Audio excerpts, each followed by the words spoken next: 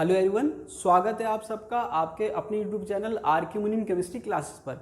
आज हम देखने वाले हैं कि फर्स्ट ग्रेड स्कूल लेक्चरर का जो एग्ज़ाम है उसके लिए बेस्ट स्ट्रेटेजी क्या होने वाली है। तो देखिए, अगर मैं इसकी बात करूं तो इसको मैं अपने एग्जांपल से समझाऊंगा कि मैंने जो है कौन सी स्ट्रेटेजी फॉलो की थी स्कूल लेक्चरर के एग्ज़ाम को क्लियर करने के लिए। और आपको मैं बता दूँ कि ये जो एग्ज़ाम है ये मैंने एक बार नहीं 2 बार क्लियर कर रखा है। तो मेरी क्या स्ट्रेटेजी और मैं कौन से पॉइंट्स का ध्यान रखता हूं, तो वो हम जो है आज की क्लास में डिस्कस करने वाले हैं। तो बहुत इंपॉर्टेंट क्लास होने वाली है, तो एंड तक ज़रूर देखिए। अब देखिए, अगर मैं मेरी बात करूं तो सबसे पहले अगर किसी भी एग्जाम की हम तैयारी करते हैं तो उसके लिए 3 पॉइंट आपको ध्यान रखना है। देखिए 3 पॉइंट क्या है। सबसे पहले है सिलेबस, दूसरा है टफनेस और तीसरा है रिलेटिवनेस। अब देखिए, सिलेबस का मतलब क्या है। सिलेबस का मतलब ये है कि आपके सिलेबस जो दे रखा है एग्जाम में उसमें कौन से टॉपिक दे रखे हैं और कौन से टॉपिक नहीं दे रखे हैं। इसके अलावा टॉपिक के अंदर जो सब टॉपिक दे रखे हैं वो क्या क्या दे रखे हैं। तो ये तो हो गया सिलेबस का पार्ट। जैसे मान लीजिए कि काइनेटिक्स है तो आपके सिलेबस में दे रखा है या नहीं दे रखा, या जैसे मान लीजिए कोई और टॉपिक है, थर्मोडायनेमिक्स है, काइनेटिक्स है, इलेक्ट्रो है, तो ये टॉपिक्स हैं कि आपको चेक करने की सिलेबस में दे रखे हैं या नहीं दे रखे हैं। उसके अंदर सब टॉपिक का मतलब काइनेटिक्स दे रखा है तो उसके अंदर क्या क्या दे रखा है। ऑर्डर ऑफ रिएक्शन दे रखा है, स्टेडी स्टेट अप्रॉक्सीमेशन दे रखा है या नहीं दे रखा है, या काइनेटिक सॉल्ट इफेक्ट दे रखा है या नहीं दे रखा है। ये आपको चेक करना होता है। क्यों? क्योंकि उसमें कुछ एमएससी के पार्ट हैं तो स्कूल लेक्चर में दे भी रखे हैं और नहीं भी दे रखे हैं। तो ये आपका सिलेबस का पार्ट है। तो आरपीएससी जो है अपनी वेबसाइट पर जो भी एग्जाम की हम बात करें, किसी भी एग्जाम की बात करें, तो हर एग्जाम के लिए आरपीएससी जो है अपनी वेबसाइट पर सिलेबस अपलोड करती है। तो वो आप वहाँ से चेक कर लीजिए और नोट कर लीजिए कि कौन कौन से टॉपिक दे रखे हैं और टॉपिक के अंदर सब टॉपिक क्या क्या दे रखे हैं। तो ये आपके सिलेबस का पार्ट हो गया, तो ये आपको पता होना चाहिए। उसके बाद आप तैयारी शुरू करते हैं। दूसरा होता है टफनेस। अब यहाँ पर क्या है कि सिलेबस तो हमें पता चल गया, लेकिन जो क्वेश्चन एग्जाम में आएंगे उनका टफनेस लेवल क्या होगा। इसको हम सबसे बेस्ट अगर हम समझे तो नेट और सेट से समझ सकते हैं। देखिए, इस बार की अगर हम बात करें तो इस बार सेट का आपके सिलेबस बिल्कुल सेम दे रखा था नेट का।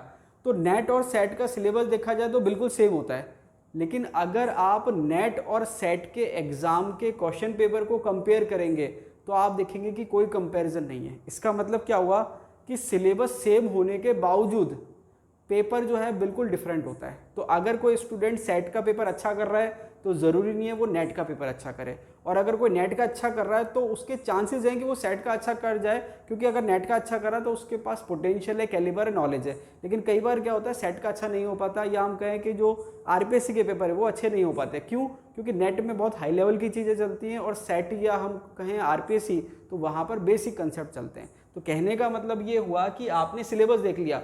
कई बार क्या है कि कोई एग्जाम है उसका सिलेबस बिल्कुल सेम है, टॉपिक बिल्कुल सेम है, लेकिन फिर भी क्वेश्चन पेपर बहुत डिफरेंट है, जिसका एक एग्जांपल है नेट और सेट।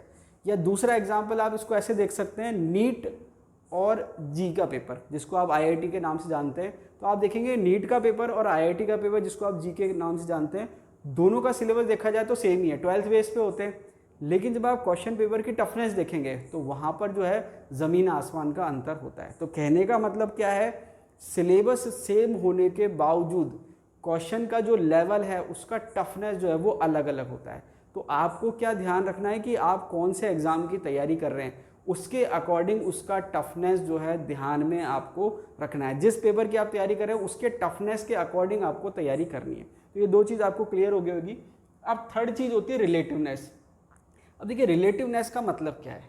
रिलेटिवनेस का मतलब ये है कि आप जो एग्ज़ाम की तैयारी कर रहे हैं उस एग्ज़ाम को जो कंडक्ट करा रही है बॉडी, जैसे मान लीजिए स्कूल लेक्चरर की बात करें तो स्कूल लेक्चरर को कौन सी बॉडी कंडक्ट करा रही है, आरपीएससी। तो आरपीएससी जो है जिस एग्ज़ाम की आप तैयारी कर रहे हैं, जैसे स्कूल लेक्चरर की तैयारी कर रहे हैं, तो स्कूल लेक्चरर में वो कौन से टॉपिक में कौन कौन से कंसेप्ट को प्रीफर कर रही है, ठीक है, उसको रिलेटिवनेस कहते हैं। रिलेटिवनेस का मतलब ये है कि जो कंडक्टिंग बॉडी है एग्ज़ाम जो करवा रही है वो कौन से टॉपिक में कौन कौन से कंसेप्ट को प्रीफर करती है क्वेश्चन पूछने के लिए। अब यहाँ पर जो है कई स्टूडेंट मात खा जाते हैं। कैसे? अब जैसे मान लीजिए कि अगर हम रिलेटिवनेस की बात करें तो रिलेटिवनेस को समझने के लिए आप कोई सा भी एक टॉपिक सोच लीजिए। जैसे मान लीजिए आपने थर्मोडायनेमिक्स सोच लिया, काइनेटिक्स सोच लिया, इलेक्ट्रोकेमिस्ट्री सोच लिया। अब आप क्या करिए कि उस टॉपिक के अलग अलग एग्जाम के क्वेश्चन को स्टडी करिए। जैसे मान लीजिए कि मैंने ले लिया इलेक्ट्रोकेमिस्ट्री, या मैंने काइनेटिक्स ले लिया, या मैंने थर्मोडायनेमिक्स ले लिया। अब मैंने क्या करा, उस टॉपिक के क्वेश्चंस देखे, जैसे मैंने नीट के क्वेश्चन देखे, फिर मैंने जी के क्वेश्चन देखे, फिर मैंने नेट के क्वेश्चन देखे, मैंने सेट के क्वेश्चन देखे और मैंने स्कूल लेक्चर के क्वेश्चन देखे। तो वहाँ पर आप एक चीज़ नोटिस करेंगे कि नीट जो है, नीट वाले जो क्वेश्चन जो है वो जो कंसेप्ट वो पूछना चाह रहे हैं, तो वहाँ पर एक ही जो कंसेप्ट का पैटर्न है वो रिपीट हो रहा है। आईआईटी की बात करें, जी की बात करें तो वहाँ पर वो रिपीट हो रहा है, नेट की बात करें तो वहाँ पर वो रिपीट हो रहा है। तो कहने का मतलब ये है कि जो कंसेप्ट हैं, अलग अलग एग्ज़ाम अलग अलग कंसेप्ट को प्रीफर करते हैं। इसका मतलब ये हुआ कि अगर मान लीजिए कि आप कोई पीएमटी की बुक लें या नीट की बुक लें या आईआईटी की बुक लें, जैसे एक बुक आती है यूनिवर्सल सेल्फ स्कोरर, और आपने क्या करा, वहाँ पर 300-400 क्वेश्चन एक टॉपिक के कर लिए, उसके बाद आपने क्या करा, स्कूल लेक्चरर के क्वेश्चन सॉल्व करने बैठे, तो आप ये देखेंगे कि काफ़ी क्वेश्चन तो आपसे सॉल्व हो जाएंगे, लेकिन काफ़ी क्वेश्चन आपसे सॉल्व नहीं होंगे। उसके दो कारण हो सकते हैं। दो कारण क्या है, एक तो है रिलेटिवनेस। तो कई बार क्या होता है कि जिस कंसेप्ट पे आरपीएससी क्वेश्चन नहीं पूछती है, उस कंसेप्ट पे नीट में क्वेश्चन आ रखे हैं या आईआईटी में क्वेश्चन आ रखे हैं, तो आप क्या करोगे, उन क्वेश्चन को सॉल्व करने में अपना टाइम कंज्यूम करोगे, लेकिन वो आपके लिए हेल्पफुल नहीं है। क्यों? क्योंकि वो रिलेटिव नहीं है, और आपके आरपीएससी के लिए जो ज़्यादा रिलेटिव है उस टाइप के क्वेश्चन वहाँ दे नहीं रखें। तो फिर क्या होगा कि जो आपके काफ़ी क्वेश्चन तो मैच हो जाएंगे, मैं ये नहीं कह रहा बिल्कुल नहीं होंगे, लेकिन काफ़ी क्वेश्चन तो मैच हो जाएंगे, लेकिन काफ़ी क्वेश्चन ऐसे होंगे कि जो नीट और आईआईटी में आ रखे हैं, लेकिन आरपीएससी में वो पूछे नहीं जाते उस कंसेप्ट से रिलेटेड, और आरपीएससी में जो पूछे जाते हैं वो वहाँ नहीं दे रखे। क्यों? उसका एक बड़ा फैक्टर ये है कि आरपीएससी के एग्जाम की रेंज जो है वो ज़्यादा है। कैसे? वहाँ पर ग्रेजुएशन के क्वेश्चन भी आते हैं और पीजी के क्वेश्चन भी आते हैं, जबकि नीट और आईआईटी जो है वो केवल 12th बेस है, तो वहाँ पर आपको सारे क्वेश्चन नहीं मिल सकते। तो ये चीज़ें आपको ध्यान में रखनी होती है। तो यहाँ पर आपने क्या देखा, सिलेबस आपको पता चल गया। तो अब आप एक चीज़ देखेंगे कि सिलेबस का बहुत ज़्यादा इंपॉर्टेंस नहीं रह जाता। क्यों? क्योंकि ये तो एक कॉमन सी बात है कि जो चीज़ आपके सिलेबस में दे रखी है वो तो आपको पढ़नी पड़नी है। अब जैसे काइनेटिक्स दे रहा है तो पढ़ना ही पढ़ना है, सॉलिड स्टेट दे रखा है तो पढ़ना ही पढ़ना है। लेकिन अब जो ज़्यादा इंपॉर्टेंट फैक्टर है वो ये दो फैक्टर है कि आपको क्वेश्चन जो तैयार करने हैं वो कितने टफ लेवल के तैयार करने हैं। और देखिए, टफनेस के साथ साथ ये रिलेटिवनेस भी बहुत इंपॉर्टेंट है। क्यों? टफनेस का मतलब क्या है? देखिए, टफनेस का मतलब ये है कि एक फॉर्मूला है, उस फॉर्मूले पे न्यूमेरिकल पूछा, दो न्यूमेरिकल पूछा अलग अलग एग्जाम में, नीट में पूछा और आईआईटी में पूछा, तो वहाँ पर आपने देखा कि फॉर्मूला एक ही काम में आया और क्वेश्चन दो थे, एक तो ईजी था और एक टफ था। तो ये बात हो गई टफनेस की। लेकिन जब हम रिलेटिवनेस की बात कर रहे हैं तो वहाँ पर हम क्या देख रहे हैं कि एक एग्जाम में अलग कंसेप्ट पे क्वेश्चन पूछा जा रहा है और एक एग्जाम में अलग कंसेप्ट पे क्वेश्चन पूछा जा रहा है। प्रेफरेंस जो है कंसेप्ट की वो अलग अलग है। तो यहाँ पर हम कई बार मात खा जाते हैं। कैसे?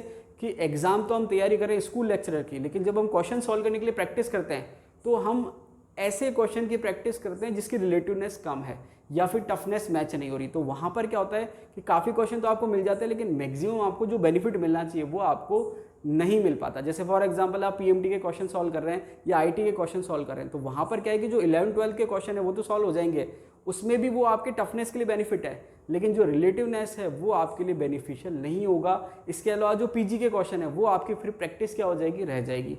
तो ये तीनों पॉइंट आपको ध्यान में रखने हैं। तो इसका जो सबसे बेजोड़ तरीका है जो मैंने अपनी लाइफ में अभी तक फॉलो किया है किसी भी एग्जाम को क्लियर करने के लिए, वो होता है आपके प्रीवियस ईयर के क्वेश्चंस। क्यों? क्योंकि प्रीवियस ईयर के क्वेश्चंस जो हैं मेरे हिसाब से वो सिलेबस से भी ज़्यादा इंपॉर्टेंट होते हैं। क्यों? क्योंकि आप कई बार ऐसी चीज़ नोटिस करेंगे कि कुछ क्वेश्चन ऐसे आ जाते हैं जो आपके, अगर आप सिलेबस के टॉपिक के हिसाब से देखोगे तो वो आप कभी सोच ही नहीं सकते कि ये क्वेश्चन भी पूछा जाता है। तो बहुत बेसिक क्वेश्चन पूछे जाते हैं, तो कई बार सिलेबस से हटके जो बेसिक है वो पूछ लेते हैं। तो यहाँ पर आप देखेंगे कि जो प्रीवियस ईयर के क्वेश्चन है ये जब आप सॉल्व करते हैं तो ये तीनों चीज़ आपकी क्लियर हो जाती है। कैसे? कि जब आपने प्रीवियस ईयर के क्वेश्चन उठाए तो आपने जब क्वेश्चन देखे तो सिलेबस वैसे आपको पता चल गया कि भाई काइनेटिक्स के क्वेश्चन आ रखे हैं, इसका मतलब काइनेटिक्स सिलेबस में दे रखा है, थर्मोडायनामिक्स के आ रखे हैं मतलब थर्मोडायनामिक्स सिलेबस में दे रखा है। उसके बाद जब आप क्वेश्चन सॉल्व करेंगे तो आपको पता चल जाएगा कि क्वेश्चन की टफनेस क्या है। तो ये पॉइंट आपका क्लियर हो जाएगा कि भाई कितने टफ लेवल के क्वेश्चन आपको प्रैक्टिस करना है। अब जैसे देखिए होता क्या है कि जैसे मान लीजिए आप स्कूल लेक्चर की तैयारी कर रहे हैं और आप नेट के क्वेश्चन सॉल्व करने लग जाए तो आपका टाइम भी जाएगा, एनर्जी भी जाएगा, लेकिन बेनिफिट कम मिलेगा। आप नीट के क्वेश्चन सॉल्व करने लग जाए, टाइम भी जाएगा, एनर्जी भी जाएगी, लेकिन बेनिफिट कम मिलेगा। क्यों? क्योंकि जिस एग्जाम की आप तैयारी कर रहे हैं आपको उसके क्वेश्चन अगर आप सॉल्व करेंगे तो आपको एग्जैक्ट आइडिया लगेगा कि क्वेश्चन की टफनेस क्या है और कहाँ से कौन से कंसेप्ट पे क्वेश्चन पूछे जाते हैं। तो जब आप ये चीज़ करते हैं तो यहाँ पर आपकी तीनों चीज़ क्लियर हो जाती है, टफनेस क्लियर हो जाती है और रिलेटिवनेस क्लियर हो जाती है। अब इंपॉर्टेंट बात क्या है, तो ये चीज़ आपको एक आइडिया लग गया कि कौन से कंसेप्ट पे क्वेश्चन आ रहे हैं, कौन से टॉपिक पे क्वेश्चन आ रहे हैं, कितने क्वेश्चन आ रहे हैं और जो कंसेप्ट है वो कौन सा पूछा जा रहा है। अब इसके बाद एक सबसे बड़ा एडवांटेज जो है वो ये होता है कि जब आप कोई एग्ज़ाम देते हैं तो आप ये देखेंगे कि एग्ज़ाम को आप 3 पार्ट में डिवाइड कर सकते हैं, या एग्ज़ाम का जो क्वेश्चन पेपर है उसको आप 3 में डिवाइड कर सकते हैं। एक पार्ट वो है जो question as it is repeat हो जाते हैं, ठीक है, एज इट इज़ छपे छपाए क्वेश्चन आ जाते हैं। दूसरा पार्ट उसको आप कह सकते हैं जिसमें क्वेश्चन छपे छपाए तो नहीं आए, लेकिन जिस कंसेप्ट पे पहले कई बार क्वेश्चन पूछे जा चुके हैं उसी कंसेप्ट पे क्वेश्चन आया है, लेकिन थोड़ा सा घुमा फिरा के लैंग्वेज चेंज करके आया है। और तीसरा पार्ट जो होता है कि जिसमें नए क्वेश्चन पूछे जाते हैं, मतलब थ्योरी में तो है वो, लेकिन वो अभी तक उस पर क्वेश्चन पूछे नहीं गए थे, तो नए क्वेश्चन आपके पूछ लिए। तो यहाँ पर 3 तरह के क्वेश्चन होते हैं। एक क्वेश्चन वो जो एज इट इज़ रिपीट होते हैं, एक क्वेश्चन वो जो एज इट इज़ तो रिपीट नहीं हुए, लेकिन जिस कंसेप्ट पे क्वेश्चन कई बार पूछे जा चुके हैं उस पर क्वेश्चन बनाया लेकिन नया क्वेश्चन बन गया, थोड़ा घुमा फिरा के बन गया। और तीसरा जो है जो बिल्कुल नए क्वेश्चन पूछे जाते हैं। तो आप ये देखेंगे कि एज इट इज़ जो छपे छपाए क्वेश्चन आते हैं उसका परसेंटेज होता है 20%। कितना होता है? 20%। अप्रॉक्स बता रहा हूँ, किसी में कम हो सकता है, किसी में ज़्यादा हो सकता है, 20 to 25%। मतलब 20% क्वेश्चन ऐसे तो जो एज इट इज़ रिपीट हो जाते हैं। उसके बाद 60% क्वेश्चन जो सबसे मेजर पार्ट होता है वो होता है सिमिलर का। सिमिलर का मतलब एज इट इज़ क्वेश्चन नहीं आए और बिल्कुल नए भी नहीं आए, लेकिन जो कंसेप्ट पे क्वेश्चन पूछे जा रहे हैं या जिस फॉर्मूले पे न्यूमेरिकल पूछे जा रहे हैं उस पे पूछे गए हैं, तो वो जो परसेंटेज है सबसे ज़्यादा होता है 60%। और 20% ऐसे क्वेश्चन होते हैं जो नए कंसेप्ट पे पूछे जाते हैं, मतलब थ्योरी में आपके दे रखे हैं लेकिन अभी तक प्रीफर नहीं करा था क्वेश्चन पूछना, लेकिन वो पूछ लिए। तो ये 3 चीज़ आपको देखनी है। अब इसमें देखिए 20% एज इट इज़ छपे छपाए, 60% मिलते जुलते और 20% नए। अब जो 20% नए हैं उसका इलाज केवल यही है कि आप थ्योरी जो दे रखे हैं सिलेबस में वो अच्छे से पढ़ लीजिए, मतलब जो जो कंसेप्ट दे रखे हैं, जो जो टॉपिक दे रखे हैं उसकी थ्योरी अच्छे से पढ़ लीजिए, तो जो नए क्वेश्चन होंगे वो आपके उस थ्योरी में से क्लियर हो जाएंगे। इसके बाद अब देखिए होता क्या है, सबसे बड़ी वीकनेस क्या रहती है कि हम थ्योरी पढ़ रहे हैं, क्वेश्चन नहीं पढ़ रहे। तो थ्योरी हम जब पढ़ रहे हैं तो हमको ये तो पता चल रहा है कि टॉपिक है, उसकी थ्योरी क्या है, हमको सब कंसेप्ट समझ में आ गए, लेकिन जब तक हमारे दिमाग में ये पता नहीं है, हमको माइंड में ये नहीं पता कि इस पर क्या क्या क्वेश्चन आ रखा है, तो वो जो हम थ्योरी पढ़ रहे हैं, जो न्यूमेरिकल पढ़ रहे हैं, जो कंसेप्ट पढ़ रहे हैं, वो हमारे क्लिक नहीं होते हैं। तो जब आप प्रीवियस ईयर के क्वेश्चन सॉल्व करेंगे तो वो जो आपके थ्योरी पढ़ रहे हो, आप जो कंसेप्ट पढ़ रहे हो, वो क्लिक होंगे कि ये जो आपने फॉर्मूला पढ़ा इस पर न्यूमेरिकल पूछा जा चुका है, तो ये आपको एक आइडिया हो जाएगा। तो वहाँ पर जो रिलेटिव क्वेश्चन होंगे मिलते जुलते, वो सारे आपके वहाँ से सॉल्व हो जाएंगे। अब देखिए ये जितनी भी मैंने बात करी इसको मैं आपको एक प्रूफ से बता सकता हूँ कि ये जो मैंने बताया, इतनी सारी जो बातें बताई, जो सबसे ज़्यादा बेनिफिट बताया प्रीवियस ईयर के क्वेश्चन का, ये मैं हवा में नहीं बता रहा। अगर आपको पता हो तो देखिए लास्ट जो वैकेंसी थी उसमें मैंने आपको जो है पूरा बैच पढ़ाया था और मैक्सिमम जो है मैंने टॉपिक्स पढ़ा दिए थे। तो आप चाहेंगे तो प्लेलिस्ट में आप जाइए, वहाँ पर जो वीडियोज़ हैं उसको देखिए और क्वेश्चन पेपर को देखिए, तो आप देखेंगे कि मैक्सिमम क्वेश्चन जो मैंने पढ़ा रखे हैं उसी में से आ रखे हैं। अब इसके अलावा जो है मैंने जो एग्ज़ाम क्लियर करें वो कैसे क्लियर करें वो भी मैं आपको बता दूंगा। उससे पहले हम बात करते हैं क्वेश्चंस की जो 2023 के स्कूल लेक्चर में पूछे गए। अब आप ये देखिए जो इस बार क्वेश्चन पेपर हुआ है उसके कुछ क्वेश्चंस मैंने यहाँ पर बोर्ड पे लिख रखे हैं ताकि आपको जो मैंने बताया वो आपको क्लियर हो जाए कि जो मैं बात बोल रहा हूँ वो हवा में नहीं बोल रहा हूँ, बिल्कुल प्रैक्टिकल बात बोल रहा हूँ। अब देखिए मैं कुछ क्वेश्चंस आपको बताता हूँ और ये भी बताता हूँ कि ये जो क्वेश्चन इस बार 2023 में पूछा गया है ये पहले कौन कौन से एग्जाम में पूछा गया था। तो यहाँ पर देखिए कुछ क्वेश्चन ले लेते हैं आपको समझाने के लिए। जैसे पहला क्वेश्चन दे रखा है which of the following show geometrical isomerism. अब ये क्वेश्चन जो है मैंने आपको सॉल्व करवा रखा है, स्टीरियो केमिस्ट्री में पढ़ाया था। तो देखिए क्वेश्चन है ज्योमेट्रिकल आइसोमेरिज्म कौन शो करता है, ठीक है। इसका ऑल्टरनेट स्टेटमेंट था कि सिंपल एल्केन जो ज्योमेट्रिकल आइसोमेरिज्म शो करती है। ये क्वेश्चन आरपीएससी ने पूछा है। अब देखिए ये क्वेश्चन 2023 में पूछा आरपीएससी ने। अब मान लीजिए कि आपने प्रीवियस ईयर के क्वेश्चन पढ़े हुए होते, ठीक है। तो प्रीवियस ईयर के अगर आपने क्वेश्चन पढ़े हुए होते तो ये क्वेश्चन पहले कब कब आ चुका है, राजस्थान यूनिवर्सिटी का जो एंट्रेंस एग्जाम होता है, ठीक है, एमएससी के लिए, उसके 2000 में, 2001 में, 2002 में, 2008 में, स्कूल लेक्चरर 11 में। अब आप देखिए कितनी बार ये रिपीट हो चुका है। अब ये क्वेश्चन वो है जिसका आंसर 2 ब्यूटीन है। क्वेश्चन क्या है कि निम्न में से कौन ज्योमेट्रिकल आइसोमेरिज्म शो करेगा, और आंसर क्या है 2 ब्यूटीन। तो ये जितने भी मैंने एग्जाम के नाम बताए ये सारे क्वेश्चन का जो आंसर है वो 2 ब्यूटीन है। इसके अलावा अब देखिए कई बार क्या होता है कि एक क्वेश्चन रिपीट होकर बहुत बार आ गया। अब देखिए आप खुद देखिए कितनी बार आ गया, 1 2 3 4 5 बार आ गया और छठी बार इसमें आ गया। अब कई बार रिपीट हो जाता है तो फिर जो एग्ज़ाम की कंडक्टिंग बॉडी है वो क्या सोचती है कि बहुत बार रिपीट हो गया, कुछ चेंज कर देते हैं। तो इसमें जब आप उसने चेंज करा तो चेंज करने के बाद क्या हुआ, उसने क्वेश्चन तो सेम रखा कि निम्न में से ज्योमेट्रिकल आइसोमर कौन देगा, लेकिन आंसर में 2 ब्यूटीन हटा दिया, दूसरा ऑप्शन डाल दिया। तो आप देखेंगे दूसरा ऑप्शन जो इसमें आंसर दे रखा है वो है 1 फिनाइल प्रोपीन। अब ये क्वेश्चन भी कब कब आ चुका है, असिस्टेंट प्रोफेसर 20 में और केमिस्ट 2021 में। तो ये वाला क्वेश्चन भी रिपीट हो गया।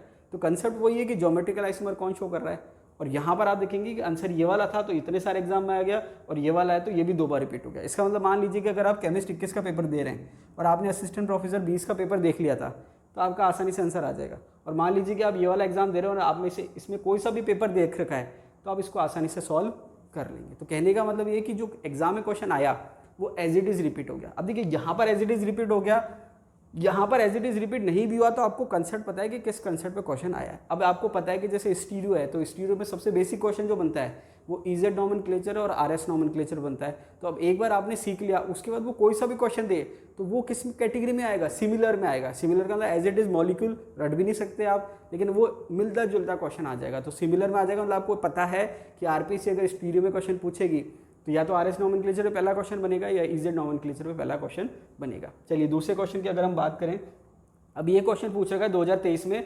Photochemical reaction of hydrogen and bromine. अब इसमें ये जो रिएक्शन है इसमें क्या कह रहा है कि हाइड्रोजन और ब्रोमीन की फोटोकेमिकल रिएक्शन है। इसमें इसने पूछा है चेन इनिबिशन स्टेप। आरपीसी ने क्वेश्चन क्या पूछा है कि hydrogen plus bromine gives 2HBr, ये केमिकल रिएक्शन है, फोटोकेमिकल रिएक्शन है। इसमें पूछा है कि इस रिएक्शन का जो मैकेनिज्म है उसका चेन इनिबिशन स्टेप क्या है। तो देखिए आंसर क्या है, चेन इनिबिशन स्टेप का HBr plus H gives hydrogen plus Br। ठीक है, ये आपके चेन इनिबिशन स्टेप का आंसर है। अब ये क्वेश्चन आया था स्कूल लेक्चर 2023 में। अब ये क्वेश्चन पहले कब पूछा जा चुका है, तो आप देखेंगे RS 2012 Rajasthan university entrance exam 2003, इसमें ये पूछा जा चुका है क्वेश्चन, मतलब 2 बार ये एग्जाम में क्वेश्चन पूछा जा चुका है। ये तो बात हो गई किसकी, पर्टिकुलर इसकी चेन इनिबिशन स्टेप की। अब यहाँ पर क्या है कि आपको ये जो चीज़ है प्रीवियस ईयर के क्वेश्चन, इसका मतलब ये नहीं है कि आप प्रीवियस ईयर के क्वेश्चन रटने बैठ जाएं। यहाँ पर ये क्या बता रहा है कि कौन से कंसेप्ट पे क्वेश्चन पूछा गया। इसका मतलब क्या हुआ, कंसेप्ट क्या हो गया कि हाइड्रोजन और ब्रोमीन की जो रिएक्शन है फोटोकेमिकल रिएक्शन, उस पर क्वेश्चन आता है। तो अब आप केवल चेन इनिबिशन क्यों रट रहे हो, आप पूरा मैकेनिज्म देख लो। तो जब आप पूरा मैकेनिज्म देखेंगे तो उसमें चेन इनिशिएशन भी होगा, चेन प्रोपोगेशन भी होगा, chain inhibition, chain initiation, chain inhibition, chain propagation और चेन टर्मिनेशन। तो आप देखेंगे कि 2 बार तो ये क्वेश्चन पहले पूछा जा चुका है और एक बार अभी पूछ लिया। इसके अलावा assistant professor 14 Rajasthan university entrance exam 2009, उसमें भी क्वेश्चन पूछ रखा है, लेकिन अदर स्टेप का मतलब चेन इनिबिशन ना पूछ के चेन इनिशिएशन पूछ लिया, चेन टर्मिनेशन पूछ लिया, चेन प्रोपोगेशन पूछ लिया। मतलब ये है कि मिलता जुलता क्वेश्चन आ गया। ठीक है, अब ये तो इसके मैकेनिज्म की बात हो गई।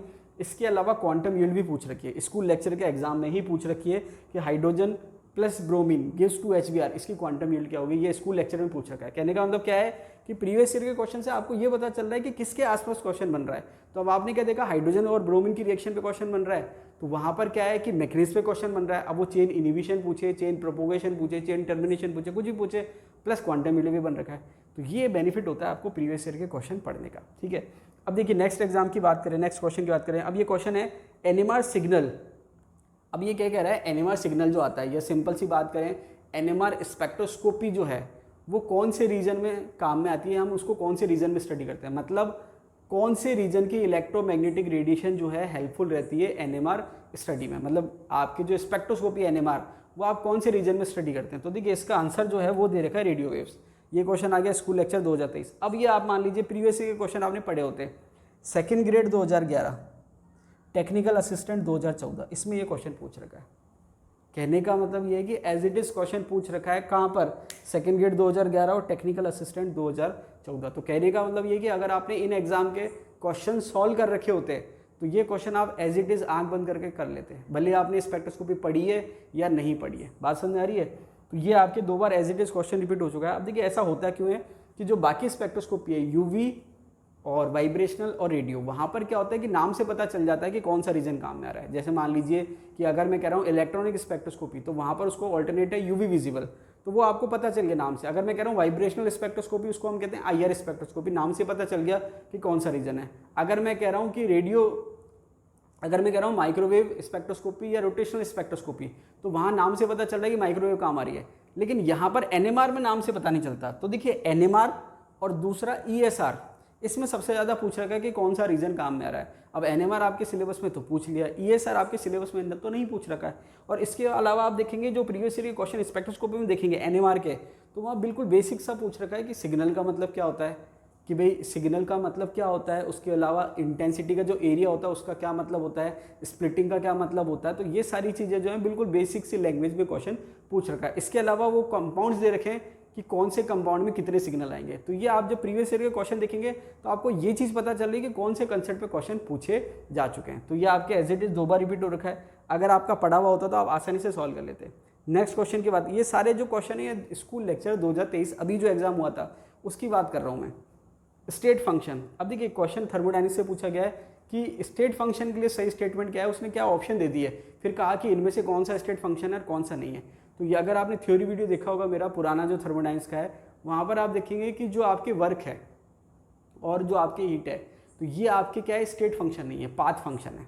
क्या है, पाथ फंक्शन। तो वर्क और हीट जो है पाथ फंक्शन है, बाकी जितने भी दे रखे हैं वो मैक्सिमम आपके क्या है, स्टेट फंक्शन होते हैं।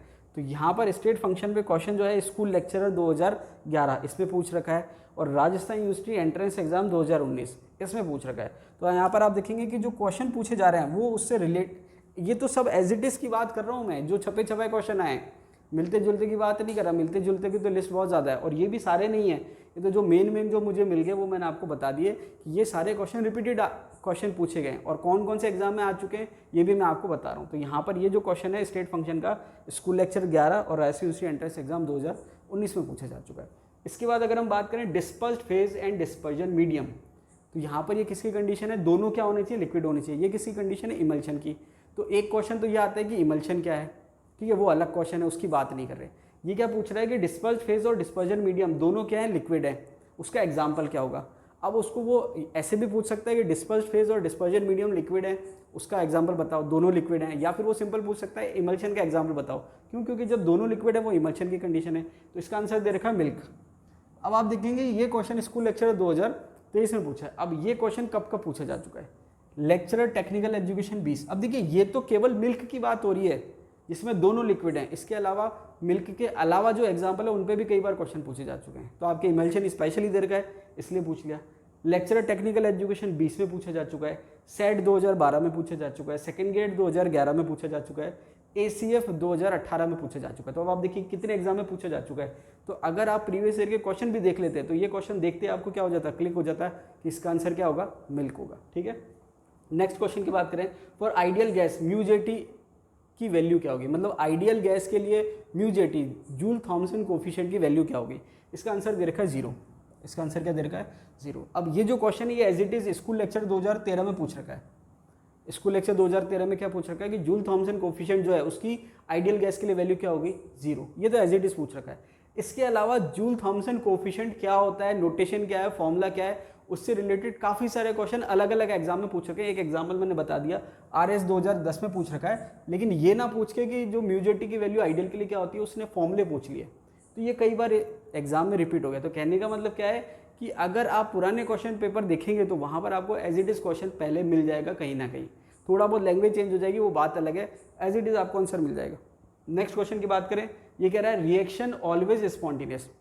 अब देखिए थर्मोडायनेमिक्स का सबसे इंपॉर्टेंट फॉर्मूला है del G equals to del H minus T del S, और आपको पता है स्पॉन्टेनियस की कंडीशन क्या है कि डेल जी नेगेटिव होना चाहिए। इस पे इतने सारे क्वेश्चन पूछे जा चुके हैं आज तक जिसकी कोई लिमिट नहीं है। थर्मोडायनेमिक्स में अगर मुझे कोई पहला क्वेश्चन बनाने के कहे तो मैं इसी पे बनाऊंगा। अब यहाँ पर क्या है कि वो पूछता है स्पॉन्टेनियस की कंडीशन क्या है, तो डेल जी क्या होना चाहिए, नेगेटिव होना चाहिए, 0 से कम होना चाहिए। इस पर भी क्वेश्चन बने। अब यहाँ पर ये मैंने क्वेश्चन जो मैंने लिखे ये केवल ये नहीं लिखे कि पूरा, यहाँ पर केवल ये है। इसने क्या पूछा, ऑलवेज स्पॉन्टेनियस। तो इस पे फॉर्मूले पे क्वेश्चन की कोई लिमिट नहीं है, लेकिन यहाँ पर ऑलवेज स्पॉन्टेनियस की बात करें तो आंसर क्या दे रखा है, डेल एच नेगेटिव और डेल एस पॉजिटिव। तो यहाँ पर जो मैंने लिखा है ये ऑलवेज स्पॉन्टेनियस के लिए लिख रखा है, बाकी तो कोई लिमिट ही नहीं है। ऑलवेज स्पॉन्टेनियस का क्वेश्चन जो है जूनियर केमिस्ट 11 में पूछ रखा है, RS 2009 में पूछ रखा है, राजस्थान यूनिवर्सिटी एंट्रेंस एग्जाम 2001 में पूछ रखा है। ये ऑलवेज स्पॉन्टेनियस का है। इसके अलावा सिंपल स्पॉन्टेनियस का है, टेम्परेचर पे डिपेंडेंट का है, न्यूमेरिकल का है, कोई लिमिट नहीं है। पता नहीं कितने 50 क्वेश्चन आ रखे हैं। तो अगर आप क्वेश्चन पेपर देखते तो आपको वैसे याद हो जाता। अब इसका मतलब ये नहीं कि आपको रटने बैठना है कि ऑलवेज स्पॉन्टेनियस की कंडीशन क्या है, पहले आ रखा है। आपको जब पता चल गया कि इस फॉर्मूले पे क्वेश्चन आता है del G equals to del H minus T del S, तो आप उसको अच्छे से समझ लीजिए, फिर चाहे कैसे क्वेश्चन है आप उसको सॉल्व कर सकते हैं। तो यहाँ पर प्रीवियस ईयर के क्वेश्चन का मतलब ये नहीं कि आप रटने बैठ जाओ कि भाई ये आया हुआ था तो मैं एज इट इज रटना। हमको क्या करना है, हमको ये चेक करना है कि कौन से कंसेप्ट पे क्वेश्चन आ रहा है, और फिर जब आप क्वेश्चन सॉल्व करते तो आपको टफनेस का लेवल और क्वेश्चन का पैटर्न पता चल जाता है। तो ये आपको पता चल गया। इससे रिलेटेड आसपास जितने क्वेश्चन है सॉल्व कर लीजिए। इसके बाद नेक्स्ट क्वेश्चन दे रखा है ओजोनोलाइसिस ऑफ एल्किन। ये एक रिएक्शन होती है कि एल्किन का जब आप ओजोनोलाइसिस कराएंगे तो आपके कार्बोनिल कंपाउंड बनते हैं। तो अब क्वेश्चन क्या आता है कि कौन से एल्किन के ओजोनोलाइसिस से क्या बनेगा। तो यहाँ पर इसने क्वेश्चन क्या पूछ रखा है, ओजोनोलाइसिस ऑफ एल्किन, आपने एल्किन का ओजोनोलाइसिस कराया, फिर ये कह रहा है कि बन क्या रहा है, इसने खुद ने दे दिया एसीटोन बन रहा है और फॉर्मल्डिहाइड बन रहा है। तो बताओ एल्किन क्या होगी। अब यहाँ पर ये जो क्वेश्चन है इसका, ये 2023 में आया स्कूल लेक्चर, इसका आंसर है 2 मिथाइल प्रोपीन, ये आंसर है इसका। अब ये जो क्वेश्चन है ये पहले कब कब आ चुका है, ये क्वेश्चन आ चुका है स्कूल लेक्चर 2015 में, स्कूल लेक्चर 2018 में। अब आप देखिए कि स्कूल लेक्चर 2023 का क्वेश्चन है, 5वां स्कूल लेक्चर के अगर एग्जाम की बात करें 11, 13, 15 की बात करें तो यहाँ पर 5 में से 2 बार तो पहले रिपीट हो गया, ठीक है, और इस बार वापस से पूछ लिया। अब फर्क क्या हुआ, देखिए एज इट इज़ ना पूछ के थोड़ा सा लैंग्वेज चेंज करा है। क्या लैंग्वेज चेंज करा है, यहाँ पर इसने क्या कहा, एसीटोन और फॉर्मल्डिहाइड जो है कौन से एल्किन के ओजोनोलाइसिस से बनेगा। तो यहाँ पर तो इसने एसीटोन और फॉर्मल्डिहाइड दे रखा है, कॉमन नेम दे रखा है। पहले जो एग्जाम थे यहाँ पर 15 और 18 में, उसमें उसने IUPAC नाम दे दिया। एसीटोन ना बोल के वो क्या कह रहा है, प्रोपिनोन या 2 प्रोपिनोन कह रहा है, और फॉर्मल्डिहाइड ना बोल के वो क्या कह रहा है, मिथेनॉल। तो कहने का मतलब क्या है कि चीज़ वही है। और मैंने आपको बता रखा है अगर आप ऑर्गेनिक पढ़ रहे हैं और ऑर्गेनिक के क्वेश्चन सॉल्व करना चाहते हैं तो कॉमन नेम और IUPAC नेम आपको कंपाउंड के आने ही चाहिए, क्योंकि वो क्या करेगा, क्वेश्चन सेम रखेगा, नाम चेंज कर दिया, एसीटोन की जगह प्रोपिनोन। अब आप कहेंगे कि सर हम तो एसीटोन रट के गए थे।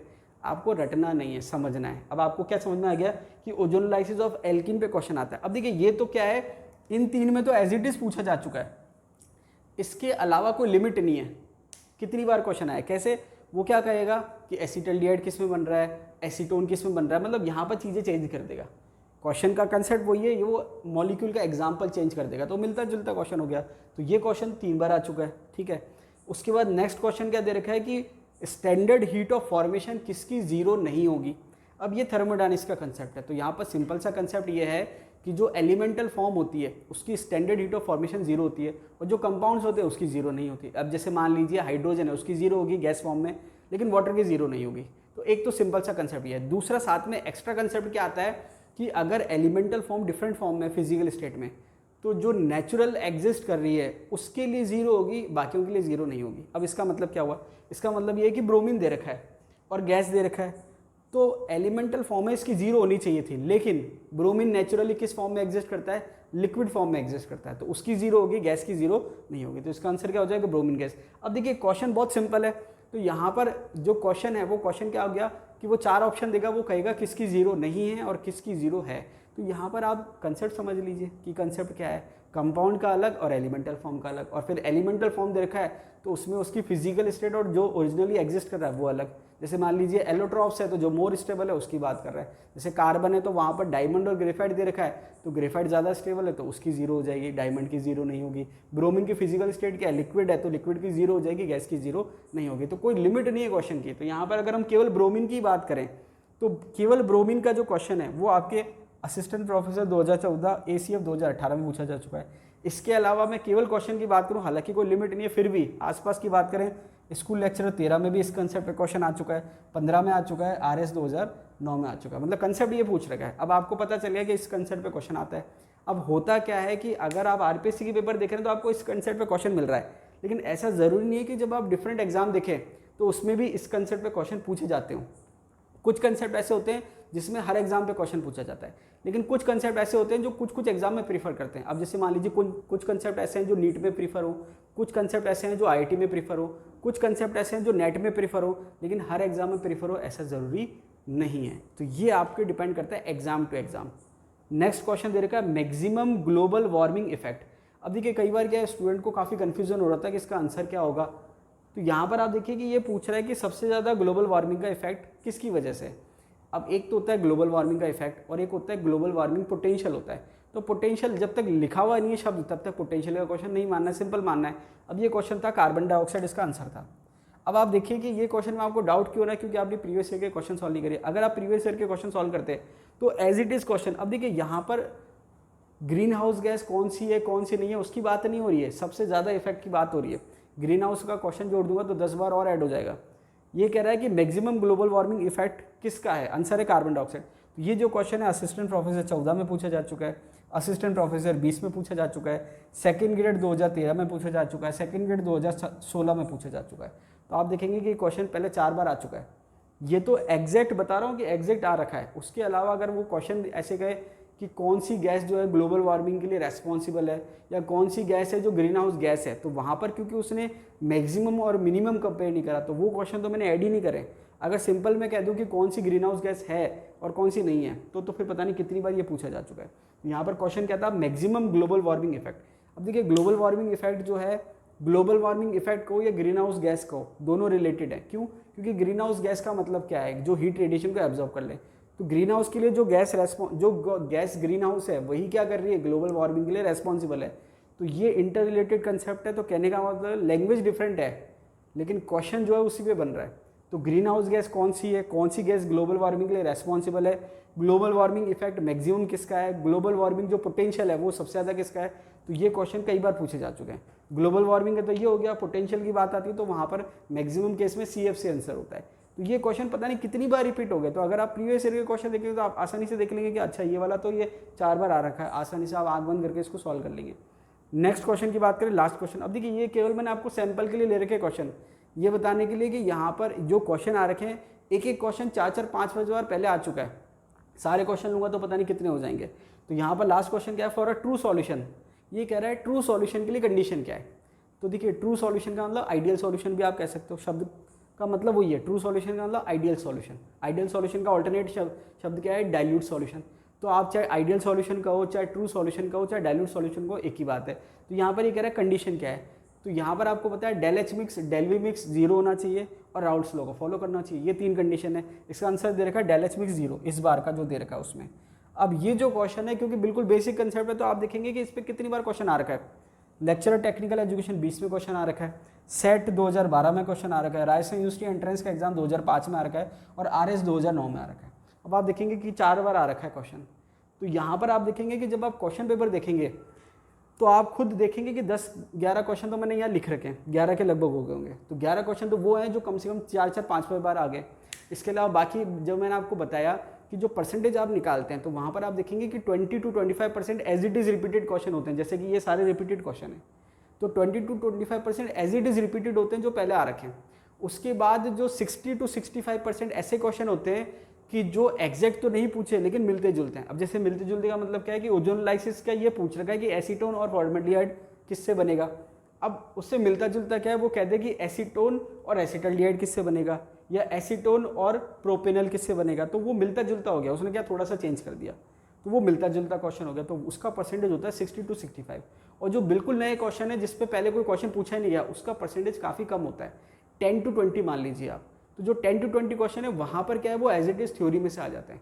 तो उसके लिए क्योंकि सिलेबस आपको दे रखा है, आप थ्योरी पढ़ लीजिए अच्छे से, तो वहाँ पर आप करेंगे। तो यहाँ पर क्या है कि आपको क्या पता चल रहा है, एक तो क्या क्या क्वेश्चन आते हैं। तो सबसे पहला फ़ायदा तो ये है कि अगर आपके पढ़े हुए हैं तो आप आसानी से देखते क्वेश्चन सॉल्व कर लेंगे। दूसरा फ़ायदा ये है कि आपको ये पता चल गया है कि कौन से टॉपिक में कौन कौन से कंसेप्ट पे क्वेश्चन आते हैं। और अब आपको पता चल गया कि भाई ओजोनलाइसिस पे क्वेश्चन आता है, तो केवल यही क्यों रटना है, आप सारे एग्जाम्पल पढ़ लो ना कि भाई ओजोनलाइसिस से किससे क्या बनेगा, सारे याद कर लिए, चाहे वो चेंज करके भी दे दो तो हमें कोई दिक्कत नहीं है। अब ये जो कंसेप्ट है, अगर मैं मेरी बात करूँ तो 2008 में मेरी ग्रेजुएशन हुई थी केमिस्ट्री ऑनर्स से, अजमेर से, GCA से। इसके बाद जो है मैंने एंट्रेंस का एग्ज़ाम दिया राजस्थान यूनिवर्सिटी का, क्योंकि मुझे MSc जो है राजस्थान यूनिवर्सिटी से करनी थी।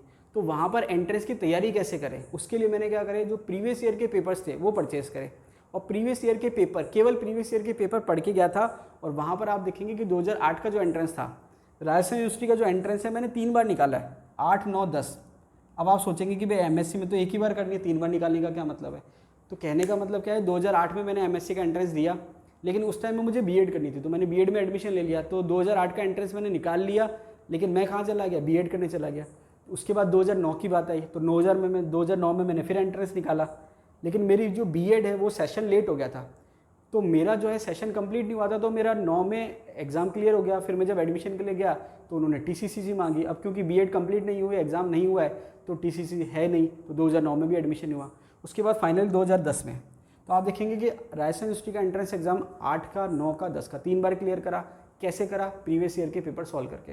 राजस्थान यूनिवर्सिटी के जो है 2000 से मैंने पेपर कलेक्ट कर लिए थे कि 2000 एग्जाम, 2000, 2001, 2002, 2003 ये मैंने कलेक्ट कर ली थी। उसको पढ़ के गया, उसके थोड़ा बहुत आसपास पढ़ के गया, ये तीनों एग्जाम क्लियर कर लिए। उसके बाद 2010 की बात करें, RS, उस टाइम पे देखिए RS जो उसमें सब्जेक्ट आता था 2 पेपर होते थे जीके का और सब्जेक्ट का। 100 क्वेश्चन जीके के आते थे एमसीक्यू, 100 क्वेश्चन सब्जेक्ट के आते थे। ये केवल स्क्रीनिंग होता था, उसके मार्क्स नहीं जुड़ते थे, उसके बाद मेंस होता था। तो वहाँ पर आरएस 2010 निकाल दिया मैंने आसानी से। उसके बाद सेकंड ग्रेड 2008 की वैकेंसी थी जिसका एग्जाम 2011 में लगा था मई में, ये भी मैंने आसानी से निकाल दिया। क्यों? क्योंकि वहाँ पर जो है प्रीवियस ईयर के क्वेश्चन मैं सॉल्व कर रहा हूँ। मेरे पास राजस्थान यूनिवर्सिटी के एंट्रेंस के एग्जाम के क्वेश्चन थे और आरएएस के जो क्वेश्चन है वो प्रीवियस ईयर के पेपर, एक बुक छपती थी पतली सी जो आपकी होती है ना अजंता टाइप, इस टाइप से जो है वो बुक छपती थी। तो मेरे पास लगभग 7-8 पेपर राजस्थान यूनिवर्सिटी के हो गए और आरएएस के पेपर हो गए 7-8। तो वहाँ पर प्रीवियस ईयर के जो क्वेश्चन थे वो यहाँ पर मैंने अच्छे से स्टडी करे और उसके साथ के साथ थ्योरी जो है वो अच्छे से क्लियर कर ली, कंसेप्ट क्लियर कर लिए, एक आइडिया तो था ही क्वेश्चन का, तो ये भी आपके क्लियर हो गया। उसके बाद आपके 2000 स्कूल लेक्चरर का वैकेंसी का जो था, स्कूल लेक्चर 2011 का एग्ज़ाम, जिसका जो वैकेंसी थी 2011 में आई थी और उसका एग्ज़ाम हो गया था 1 मार्च 2012 को। तो उस टाइम पे मेरी एमएससी चल रही थी, तो वहाँ पर उसमें मैं एलिजिबल नहीं था। क्यों? क्योंकि मेरी एमएससी कंप्लीट नहीं थी, एग्ज़ाम मार्च में है और मेरी एमएससी जो है उसके एग्ज़ाम होंगे अप्रैल में। लेकिन मैंने एग्ज़ाम दिया और ये क्लियर हो गया। अब आप देखिए बहुत ज़्यादा तैयारी नहीं करी, सिंपल दिया तो क्लियर हो गया। क्यों? क्योंकि सारे क्वेश्चन जो हैं वो पढ़े हुए हैं, बार बार रिपीट कर रखे, बार बार सॉल्व कर रखे, आसानी से सॉल्व हो गया। उसके बाद आरएस 2012। अब देखिए यहाँ पर क्या हुआ, 2012 में मेरी एमएससी हो गई। उसके बाद मैं पढ़ाने गया कोचिंग, नीम का थाना में। मेरा दोस्त है आनंद, तो वहाँ पर मैं उनके घर गया, उनके घर पे कोचिंग चलता था। कोचिंग में जो है मैंने 2 बैच पढ़ाया, एक नेट का बैच पढ़ाया, नेट के साथ साथ सेट, उसमें सेट भी काउंट था, तो नेट सेट गेट तीनों आप कह सकते हैं एक साथ पढ़ाया। और उससे पहले जो सबसे पहला बैच पढ़ाया वो पढ़ाया था राजस्थान यूनिवर्सिटी और सेंट्रल यूनिवर्सिटी का एंट्रेंस एग्जाम का बैच, मतलब एमएससी के लिए जो बच्चे तैयारी कर रहे थे उनको मैंने पढ़ाया था। तो वहाँ पर मैंने उनको पढ़ाने का तरीका क्या रखा, उनको मैं कोई टॉपिक नहीं पढ़ाता था, केवल प्रीवियस ईयर के क्वेश्चन पढ़ाता था, उसी से थ्योरी उनकी क्लियर करता था।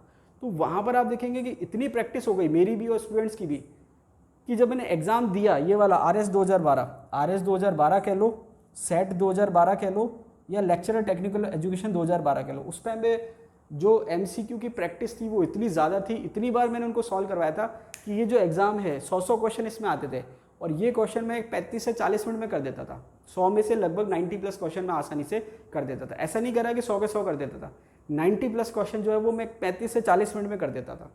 आरएस 2012 हो या सेट 2012 हो या लेक्चर टेक्निकल एजुकेशन जिसको पॉलिटेक्निक कॉलेज लेक्चर कहते हैं, ये जो है ये मैंने सारे दिए और ये सब एग्जाम मैंने क्लियर कर लिए। केवल किसके बेस पे? प्रीवियस ईयर के क्वेश्चन के बेस पे। कहने का मतलब ये नहीं कि प्रीवियस ईयर के क्वेश्चन 100 के 100 आ रहे हैं, लेकिन मैक्सिमम क्वेश्चन उसके आसपास ही आते थे और थ्योरी जो है मैं उससे क्लियर कर लेता था और प्रैक्टिस करता था। और कंसेप्चुअल लर्निंग करनी है, ऐसा नहीं कि आपने रटने बैठना है कि भाई ये रटा भाई रट, उसके आसपास जितने कंसेप्ट है सारे आपको क्लियर करने हैं। उसके बाद अगर हम बात करें स्कूल लेक्चर 2013 की जो वैकेंसी थी, उस टाइम पे मैंने बैच पढ़ाया था स्कूल लेक्चर का, ऑफलाइन बैच पढ़ाया था अजमेर में। तो वहाँ पर जो है मैं खुद तैयारी भी कर रहा था और मैं पढ़ा भी रहा था। जब रिजल्ट आया तो मैं भी सिलेक्ट हुआ और मेरे काफ़ी स्टूडेंट भी सिलेक्ट हुए, ठीक है। उसके बाद बात करें तो सेट 2013 वहीं हुआ था, वो भी क्लियर हो गया। और फाइनली लेक्चर टेक्निकल एजुकेशन 2014 और फाइनली 2014 का असिस्टेंट प्रोफेसर, जो कि अभी मैं हूँ असिस्टेंट प्रोफेसर। ये तो मैंने केवल आरपीएससी की बताई है, बाकी नेट सेट और ओएनजीसी की तो मैं बता नहीं रहा। तो कहने का मतलब ये कि ये इतने सारे एग्जाम जो हैं ये मैंने किस बेस पे निकाले हैं, ये जो मैंने आपको बताया, ये जो सार मैंने आपको बताया कि कोई भी एग्जाम अगर आपको क्लियर करना है तो उसका तरीका यही है। अगर आपको नेट क्लियर करना है तो आप नेट के प्रीवियस ईयर के पेपर खरीदिए, अगर आपको गेट क्लियर करना है तो गेट के प्रीवियस ईयर के पेपर खरीदिए, अगर आपको नीट की तैयारी करनी है तो नीट के प्रीवियस ईयर के पेपर खरीदिए, अगर आपको आईआईटी की तैयारी करनी है तो आईआईटी के प्रीवियस ईयर के पेपर खरीदिए, और अगर आपको स्कूल लेक्चर की तैयारी करनी है तो आपको आरपीएससी के प्रीवियस ईयर के पेपर देखने होंगे। तो कहने का मतलब ये है कि जिस एग्ज़ाम की आप तैयारी कर रहे हैं उसके अकॉर्डिंग तैयारी करिए। अगर आप इधर उधर भागेंगे तो ये आपके लिए नुकसानदायक रहेगा। क्यों? क्योंकि आप क्वेश्चन तो बहुत सारे सॉल्व करेंगे लेकिन एग्जाम में उसका आउटपुट आपको कम मिलेगा। क्यों? क्योंकि टफनेस लेवल अलग है, रिलेटिवनेस अलग है। वो चीज़ आपको कब मिलेगी? जब आप जिस एग्जाम की तैयारी करें उसी से रिलेटेड पेपर देखेंगे। और यहाँ पर आप देखेंगे कि राजस्थान यूनिवर्सिटी जो है, हालांकि वो आरपीएससी का एग्जाम नहीं है, एक चीज़ आप नोटिस करना, जैसे ये राजस्थान यूनिवर्सिटी का एंट्रेंस एग्जाम है, ये आरपीएससी तो कंडक्ट नहीं करा रही, लेकिन ये आपके लिए बहुत बेनिफिशियल है। आरपीएससी के पेपर तो सॉल्व करिए, ये भी आपके लिए बहुत बेनिफिशियल है। उसका कारण क्या है? उसका कारण ये है कि राजस्थान यूनिवर्सिटी का जो एंट्रेंस एग्जाम है उसका पेपर कौन सेट करता है? राजस्थान के टीचर सेट करेंगे, राजस्थान के प्रोफेसर सेट करेंगे। और आरपीएससी का पेपर कौन सेट करता है? राजस्थान के प्रोफेसर सेट करते हैं। तो सबसे ज़्यादा चांसेस ये है कि राजस्थान यूनिवर्सिटी में जो प्रोफेसर लगे हुए हैं वही पेपर सेट करते हैं आरपीएससी का, और वही पेपर सेट करते हैं राजस्थान यूनिवर्सिटी का।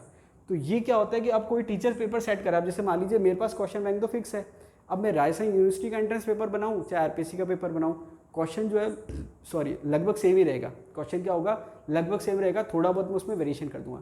लेकिन आप देखेंगे कि जो पेपर सेटर है, नीट का पेपर सेटर अलग है नेशनल लेवल पे, आईआईटी का पेपर सेटर अलग है नेशनल लेवल पे, नेट का पेपर सेटर अलग है नेशनल लेवल पे, लेकिन जो आरपीएससी के पेपर सेटर हैं वो मैक्सिमम राजस्थान के ही हैं। और राजस्थान के जब आप प्रोफेसर्स की बात करेंगे तो पहला नंबर पे आता है राजस्थान यूनिवर्सिटी।